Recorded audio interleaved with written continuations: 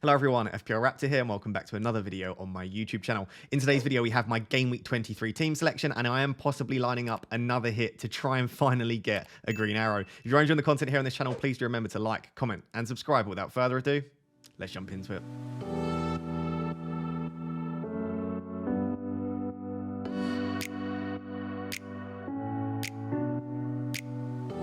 So with complete transparency in mind, I'll be honest with you guys, I am really struggling with FPL at the moment. Not in my enjoyment, not in my mental health side of things. I'm still very happy and I still love the game. And more importantly, I still love creating content for you. And that's my favorite thing about FPL is making these YouTube videos and streaming every week. But my rank and the actual outcome itself, I am struggling with at the moment. So I am now down to 8.3k. It's my lowest rank since about game week 8 now. And yes, that's still a fantastic rank. And if you'd have offered me top 10k going into Game Week 23 at the start of the season, I would have not only taken that, I would have bitten your hand off to have had that. I think that's an excellent rank to be at this stage. But considering I was like 99th in the world at sort of Game Week 12, Game Week 13, it is quite a fall. And I just want to make sure that I don't continue to fall and throw away what has been a really good start to the season. But on the same foot, I don't want to also start panicking and start making rash decisions just because I've had a few red arrows. So I need to think about where have the mistakes been made? How can I improve that moving forward? Not panic and continue to try and make good decisions on paper. Because when I look at my decisions over the last few weeks, there have definitely been a few mistakes, but I actually looked back at my Game Week 17 Unlimited Transfers team. I'm relatively happy with it. Still think they were good decisions on paper, and most of my transfers have been okay as well. It's just sometimes FPL gives and FPL takes, and at the moment, FPL is doing a lot of taking from me. At the start of the season, it did a lot of giving. So I think you've just got to accept that with FPL, you can't have a perfect week every week. You will have low parts of the season, and for me right now, from like game week 15, 16 onwards, I've had probably my lowest part of the season. But hopefully now, after a few reds, I'll start to see some green arrows and we'll climb back up. For game week 22, it was 85 minus 4, so 81 all out. Let me know down below in the comments if you hit 100 points. Massive congratulations. And if you did, it's most likely that you triple captained Rashford, and that paid off massively for you. I do think that the swing was maybe a little bit unfair for those that triple captained Haaland in game week 20. I know the fixtures were better for Rashford, but Haaland has better numbers, City are the better team, and he's guaranteed on penalties and guaranteed to play 90 minutes in both games. Whereas Rashford maybe expected minutes slightly lower. We didn't know if he would be on penalties, and in fact he wasn't because Bruno Fernandes took a penalty. And also, the fixtures were slightly better, but Manchester United aren't as good of a team. So I think there was pros and cons to triple captain either. I don't think it deserved a 12-point swing, which is what you got. If you captained Rashford in in game week 22, but you triple captain Haaland in game week 20, you only lost out 12 points. So I've only lost out 12 points to triple captainers that captained Rashford. But I think post-World Cup, I've kind of got 3 or 4, maybe 5 key decisions wrong that have been 10 points worth, and that obviously stacks up over time. If every couple of weeks you make a decision, you're on the wrong end of a decision and it's sort of 10 points out of your favor, then all of a sudden that stacks up and you're a few hundred points behind. So I need to stop getting on the wrong side of these decisions, start making some better decisions. The rest of the team did really poorly, to be perfectly honest. It was the Manchester United boys that pulled through. Kepa got me a 10-pointer, which was great. I finally got my goalkeeper decision correct. Ederson with 1 point on the bench. White and Trippier both blanked. Martinelli and Nketiah blanked as well, the other 2 Arsenal assets, and De Bruyne and Haaland blank. So all of my Arsenal assets and all of my City assets blanked. Going into game week 23, both teams have a double. Fingers crossed they don't all blank this week. My transfers for this week were Fernandes, Nketiah, and Bamford in for Almiron, Kane, and Mitrovic from -4. I'm relatively happy with those transfers on paper. Yes, maybe selling De Bruyne would have been the better idea, but then I would be going into this week wanting to probably buy one of KDB or Mahrez back anyway. So I'm not too disheartened that I sold Kane. I do still think he's a great premium, arguably the second best premium. But I'm happy to have De Bruyne going into 23. Fernandes obviously getting 12 points was really nice. Nketiah blanking, I don't have a massive issue with, to be honest, because I didn't expect necessarily loads from him in game week 22. The reason I wanted him in was for game week 23 and now obviously double game week 25 too. And then Bamford was the extra player for a hit. He outscored Mitrovic by 5 points. So he made back the 4-point hit, nothing more than that. In hindsight, maybe Gnonto was the play. Obviously, he got more points. And also going for Bamford, as we'll see in a bit later, it has just left me less money in the bank and it leaves me a little bit more inflexible moving forward. But I'm happy I took the Bamford punt. It was a bit of fun. He's a lead attacker that I expected to start both games, which he did. He got 60 minutes in both games, which is great. I knew he was on penalties and his data tends to be pretty good. So I'm still happy I took the punt. It just didn't pay off as much as I hoped it potentially would. And then my bench didn't have many points at all. Reece James is back starting for Chelsea. He got 59.5 minutes, so he come off 30 seconds before the clean sheet was locked in. But it's good to see him starting. Chelsea defence looks okay at the moment. Kepa's keeping loads of clean sheets. So I quite like the idea of having Kepa and James moving forward. So that was the team. It's not necessarily that my team did really poorly. 81 points is pretty decent considering it wasn't a massive double.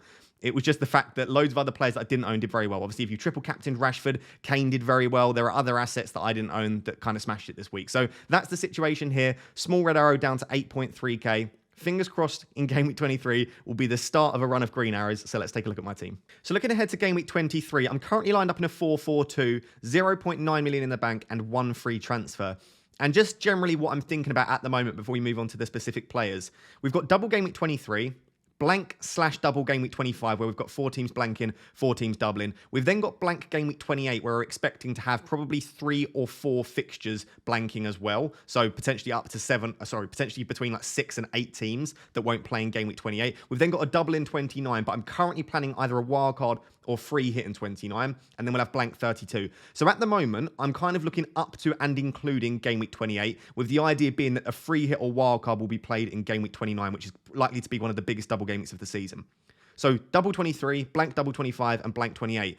Blank 28, my team's not terribly set up for, but we don't actually know all of the teams that are likely to blank at the moment. We know some of the teams that are going to definitely have fixtures, the likes of Arsenal, Chelsea, Everton, and Aston Villa, and I think Crystal Palace as well. Chelsea, I think I said. So there are some teams that we know that will play in 28, but we don't know all of that. So realistically, I'm focusing on trying to get the best possible team for game week 23, which is the upcoming double, and then also for the double/blank in 25 with a kind of a little bit of an eye on 28. So really, it's Arsenal assets that need to be the focus at the moment, because Arsenal are the only team that double in 25, double in 23, double in 25, and have a guaranteed fixture in 28. So my focus at the moment, along with a lot of other content creators and maybe you yourself, is trying to get probably the best 3 Arsenal assets I can. And even if I can't get the best 3, maybe using this week to just upgrade the ones I want. Because I think if you leave it too late, and if you wait too long to start bringing in the best Arsenal assets, it starts making less sense because they probably don't have a double in 29. They might also blank in 32. And I feel like the longer you leave it, the less fixtures you have to make it up. For example, let's say you want to do Martinelli to Ødegaard, which we'll discuss a bit later. The longer you leave that, the less fixtures Ødegaard has to get those extra minutes and potentially extra points over Martinelli. So I feel like if you're going to make the switch around with your Arsenal assets, you do it as soon as possible, and you accept in the short term, for example, Martinelli could outscore Ødegaard. Of course he could. He's probably more of a goal threat. But over the long term, you would expect that transfer to pay off. So I guess that's my focus at the moment, is probably shifting around my Arsenal assets, which we'll discuss, and trying to get the best ones in possible. Looking at my defence, we'll start with Ederson. I don't think Ederson's been great, but I do think I still have to play him this week. I could play Kepa against West Ham away, but I think Ederson's got the double. The first fixture is obviously Aston Villa at home. Aston Villa haven't been terrible, but that is a decent fixture on paper. And even if he only gets 1 or 2 points against Arsenal, that's still an extra couple of points. I would hope and expect that Ederson outscores Kepa this week. That's all I want, really. I'm not expecting tons from Ederson. I'm not saying Ederson's got to go and get a 10-pointer. Just please outscore Kepa. But as you can see, I do have Reece James there as well at the moment in my starting 11. That will cover the Kepa clean sheet and the Chelsea clean sheet. So if Kepa gets an 11-pointer, yes, James would probably only get 6 if he sees 60 minutes. But it would still kind of cover that Chelsea clean sheet and maybe reduce the damage slightly. So I guess that's a little bit of the thought process behind playing Reece James, as well as him obviously being fairly attacking when he does play. At the moment, though, I've got Bamford and Andreas on the bench. Bamford at home against United and then Andreas against Forest at home. I could play either of those in a 3-5-2 or a 3-4-3 instead of Reece James. So first thing I'd like you to let me know down below in the comments, would you play Reece James, Bamford, or Andreas? At the moment, I'm leaning Reece James because he's got the chance for a clean sheet and also some attacking returns as well. But Bamford, again, is still probably on penalties. He did look okay in the first 2 fixtures where he was back, but I do also think he looks like he is still recovering from his injury, and he's probably only likely to see sort of 60 to 70 minutes. Andreas, if he's on penalties, could be a really nice option, but actually Forest have been exceptional post-World Cup. So at the moment, Reece James plays in ahead of those 2 at the moment. I've got Trippier in there. There's justification to start looking at selling Trippier if you want to, but I still think that he's just such a good asset. He does blank in game week 25, but Newcastle also have a fixture in game week 28. So if you can get away with benching him in 25, which for most teams we probably can, you've then got a really nice option in game week 28 if you want to. And Newcastle also look like they might have a really nice double in 29. You could potentially triple captain or at least captain Trippier in one of the upcoming doubles if you want to. So I feel like he's almost a season keeper, especially if you bought him at a cheaper price and you've got money tied up. I'm not looking at selling Trippier. Luke Shaw, I am looking at selling potentially. Not necessarily because I want to shift him on or I think he's a terrible asset. It's just the lack of doubles and also blanking in 2 of the upcoming blanks. So there's no upcoming double for Manchester United now. We are guaranteed to blank in game week 25, and I think there's a 92% chance, pretty much almost guaranteed, that Manchester United will also blank in 28 as well. So no upcoming doubles, 2 blanks, and I think if you bring in someone like Tarkowski not only doesn't blank in 25, he doubles, and then he plays in 28 as well. I know the fixtures aren't necessarily that great, but just immediately you get 3 extra fixtures from Tarkowski. Or if you bring in someone like Mings, you get 2 extra fixtures, or a Dawson, you get 3 extra fixtures if Wolves play in 28. So some of these other defenders that are cheaper also have a little bit of goal threat, maybe not the best clean sheet odds, but you're just getting extra fixtures with them, and they will cover you in some of the upcoming blanks. So if I need to sell Luke Shaw, I will, but I'm not rushing him out at the moment. I could even keep him through game week 25 as well, maybe have him for 26, 27, and then sell him before blank game week 28. So all of these are things going through my head. For now, Luke Shaw stays. There is a transfer option, which we'll discuss in the final section, where I do sell Luke Shaw, though. You can see Castagna's on the bench at the moment. He's my 5th defender. Tottenham at home. I don't really want to keep Castagna. In hindsight, that was one of the worst decisions on my Game Week 17 Unlimited Transfers team. But Leicester were really good before the World Cup. Danny Ward went on that amazing run. They weren't conceding many goals. And I bought him at a cheaper price, and he has some attacking threat. I just thought there aren't many other defenders I want. Let me keep Castagna. But in hindsight, maybe I should have gone for someone else. I don't know who I would have gone for, but he's not a great option. He plays against Arsenal away in Game Week 25. So even in the blank when I need him, he's not a great option, so I'm potentially looking at selling him soon. If I do sell him, it will be for the likes of Tarkowski, Kilman, Dawson, or Mings, the 4 players that I'm currently looking at that obviously play in 25 and play in 28. The final defender is Ben White. Ben White's a tricky one because at the moment I am considering selling him, and it would be for another Arsenal defender. And I'm currently looking at Gabriel. The reason for that is I do think White is set to start almost every game for Arsenal, and I think for most games he'll get more than 60 minutes. But Tomiyasu is waiting in the wings, and he has made some early subs recently, Arteta, where White goes off and Tomiyasu comes on. We saw the sub at half-time. Yes, White was on a yellow card, but even not in that game, he is still getting some early substitutions. And I think Tomiyasu could quite easily start a game at some point, but even if he doesn't, every single week you've got the stress of, is White going to get to 60 minutes? Now, as is the case with Reece James, actually getting early subs post 60 minutes can be a good thing. For example, if Chelsea and Arsenal concede in the 70th minute, but both White and James are off the pitch, well, then that's great. They can still pick up the clean sheet and sometimes bonus points as well. We saw it with Castagna early in the season when he got a 7-pointer for me when he was subbed off in like the 61st minute. So I don't mind that, but they need to get to 60. And with Reece James already being a risk most weeks, I'm not sure if I want White as a risk as well. With all of the extra fixtures that Arsenal have coming up, I want the best Arsenal defender I can. And for me, I just think Gabriel has similar, if not better, attacking threat, but is also more nailed on. So at the moment, one of the potential transfers that I'm considering is Ben White to Gabriel. I just need to consider if I want to make that move this week. Is there a better use of my transfers? Is it worth taking a hit? Or do I just trust that Ben White is going to continue to start and in most games get more than 60 minutes? If you've got Ben White, let me know what you're doing with him down below in the comments. But that's the defence. Let's move on to the midfield. It feels strange saying this when you look at the players. Martinelli and De Bruyne with doubles and then Rashford and Fernandes against Leeds. And I say that this is arguably the weakest part of my team. But it is. And that's not necessarily because the players that I've got are that weak. It's because the players that I don't have are that strong. And the 2 that I'm really talking about are Ødegaard and Saka. And to some extent, maybe Mahrez instead of De Bruyne. As you saw in the previous video, if you didn't watch it, go back and watch it. It was the Game Week 23 preview. We talked about loads of stuff. Over half an hour long, tons of detail covered there. I think Ødegaard, Saka, and Mahrez would all be on my Game Week 23 wildcard. And I've got none of them here. So the question now comes, which of the 3 I prioritise if I can only get 1? Do I try and get 2 in? Do I try and get 3 in for some sort of -8? Or do I just bite the bullet and say, you know what, I've got Martinelli and De Bruyne. They might not be the optimal assets from those 2 teams. I've got Rashford and Fernandes. Yes, they don't double, but they have a really nice fixture this week. It's a really tricky one for me. We'll start with Martinelli. Similar situation to Ben White. When he plays, he's great. And if he gets over 60, 70 minutes, he might well get close to, if not outscoring, Ødegaard and Saka. His numbers across the season are about as good as Ødegaard's, maybe slightly lower. They're better than Saka's. He always carries quite a lot of goal threat. He takes corners as well. He's got over 10 touches in the box per 90 post-World Cup.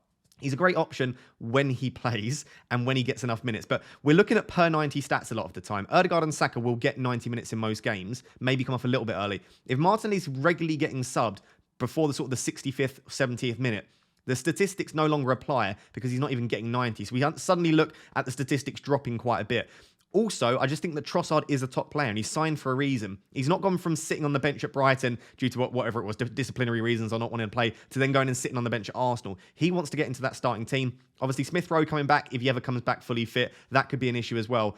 And I just think at some point, I would predict before game week 25-26. I think we will see one game where Trossard is trialled ahead of Martinelli. So I had a look at it. If you actually take all of the minutes up to game week 25, so Arsenal have a double 23, a fixture in 24, and then a double in 25. So across the next 3 game weeks, Arsenal have 5 fixtures. I think that Martinelli will play somewhere around 300 minutes. The way that I've predicted that is around sort of 60 to 70 minutes most games. And then I think there will be one game where he maybe plays 30 minutes because Trossard gets a start. If Ødegaard and Saka play sort of 80 to 90 minutes in most of those games, which you would expect them to do so because they have less competition and they're incredibly important, they'll probably get around sort of 430 plus minutes. So I think if you make the transfer now and you carry those players ahead to game week 25, I think if you bring in Ødegaard or Saka instead of Martinelli, I would predict that they'll get at least sort of 90 to 100 minutes more than Martinelli. So essentially a whole extra fixture. I think you also need to consider, and this is incredibly important if an attacker is getting subbed off early, most of the goals in the Premier League and most of the XG accumulation is in the final 20 to 30 minutes of a game.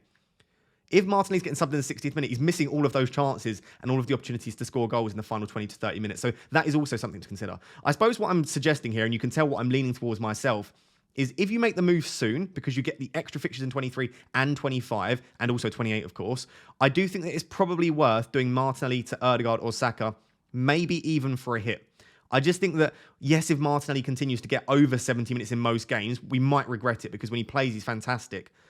I just think that Ødegaard and Saka, because of the extra minutes, are probably going to be worth buying ahead of him. So that's currently where I'm at with Martinelli. I wouldn't be able to do Martinelli to Saka in one move, but I can do Martinelli to Ødegaard in one move. And to me, that's a transfer that makes a lot of sense on paper. So at the moment, that's something I'm potentially considering. Rashford and Fernandes, I'm probably going to keep this week. But there is a transfer which involves me selling Fernandes for Saka, if I want to. I would have to sell Ben White and move the money out of defence, which we'll see in the next section. So Fernandes could be making way, but unlikely. Rashford, I'll probably keep all the way through. So Rashford will be one of the players I'll probably bench in game week 25 because you don't need your entire team. You can, of course, bench a few players that blank. And I might even keep him through 28 as well. I've got money tied up in him. And he's just a player that is scoring tons of goals. 20 points in game week 22. I've got no reason to want to sell him. And I don't think he's too expensive to bench him in the weeks that Manchester United blank. But Fernandes is probably a player I will be looking to sell for game week 25. And I'm currently looking at either Fernandes to Salah and then using the money from somewhere else to fund that, or Fernandes down to a cheaper mid and then upgrading one of my strikers, probably Patrick Bamford, to Darwin. So at the moment, Fernandes is probably being kept for 23, 24, and then ahead of 25 will be used to make some money for me to buy a Liverpool attacker. I know what people think about Darwin and Salah, but they do have a really nice double. They are still getting opportunities to score, and I would quite like a Liverpool attacker for that double game week. So that's the current plan with Fernandes. De Bruyne, like I said, I think at the moment, if I were on a wild card, I would just go for Mahrez, £4.7 million cheaper, putting up slightly better underlying numbers, and at the moment looks even more nailed. But long term, I do think De Bruyne is a slightly better option than Mahrez. And of course, if I don't want to do Fernandes to Salah, or if I do Fernandes down to Salah, someone to be able to upgrade a striker such as Bamford to Darwin, I could also do De Bruyne to Salah. So I've got that option there. If I want to get Darwin and Salah, which I probably don't, I've got the option to move De Bruyne onto Salah if I want to. So I quite like that De Bruyne price point. I like the fact that I've got that premium midfielder in there. Worst case, if I don't want Salah and I don't want De Bruyne, well, then I'll just downgrade De Bruyne completely to a cheaper mid. I'll be rocking with probably like a 1 premium draft, and I'll have lots of money to spread around. So there are options there. Don't think the midfield's terrible at the moment, but I do think that Ødegaard and Saka are 2 players that I really want, specifically Ødegaard because of how cheap he is. So I'm looking to get at least one of those in. That's midfield. Let's look at the 2 forwards. So this should be fairly quick and straightforward. At the moment, I've got Nketiah and Haaland as my 2 forwards. Obviously, like I said, Bamford on the bench as well. I am going to captain Haaland this week. I'm not considering anyone else particularly. That isn't to say I don't think captaining someone like Nketiah, Ødegaard, Saka could work. I absolutely think it could, but for me, I don't see any reason to do that. Haaland is still putting up much better data than anyone in the Premier League. Maybe Darwin still gets close, but Haaland finishes the chances. He's got a double game week. One of them is Aston Villa at home. If I had the triple captain, still, I would consider it this week. I don't know if I would play it, but I'd at least consider it. For me, Haaland's the only captaincy option. You can see I do have the Vice armband on Nketiah, putting up very good data himself, not quite as good as Haaland's, but Brentford at home and City at home. You would expect Arsenal to beat City at the moment, and if that's the case, they're going to have to score goals. Brentford at home is a fine fixture. Brentford are decent defensively, but again, you would expect Arsenal to score a few there.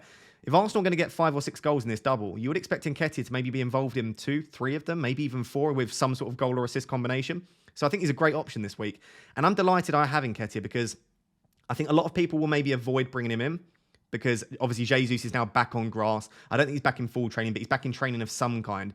And it looks like he could be back as early as 25, maybe 26. And I think that will put a lot of people off. They'll move for Ødegaard and Saka instead, who arguably are better options due to their safety of minutes. But that will mean that maybe Nketiah stays below kind of 50% ownership at those top ranks. And he could be a really nice differential going into Game Week 23. So I'm happy to have him. Again, could become an issue around Game Week 25, 26, but I'll deal with that problem in the future. So this is the 11.